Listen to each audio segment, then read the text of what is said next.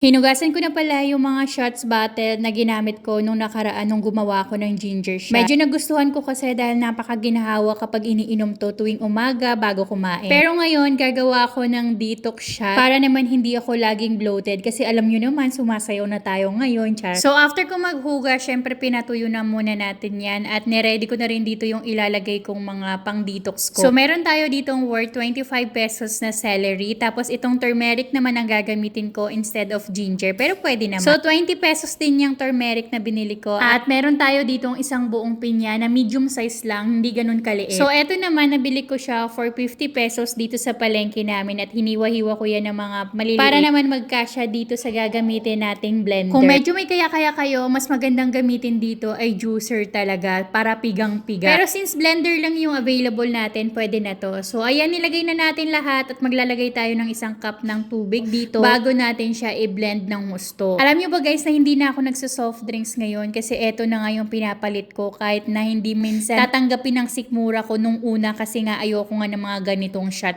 Pero nung nasanay na yung sikmura ko every morning, hahanap-hanapin mo na rin talaga siya. Dahil hindi ko makita yung tela na gamit ko nung unang gawa ko ng ginger shot, gumamit na lang ako ng pansala tapos nagtyaga na lang ako na idiin-diin siya para lumabas lahat ng juice. At pagkatapos, ayan, lumabas na yung juice kaya na-transfer ko na siya dito sa mga ginger shot bottle ko. Ang cute nga ng mga bote na to, pero wag kayong mag-alala, ilalagay ko yan sa link sa baba. At eto pala ay ilalagay ko sa ref dahil sobrang sarap nito kapag malamig. So ayun lang, salamat!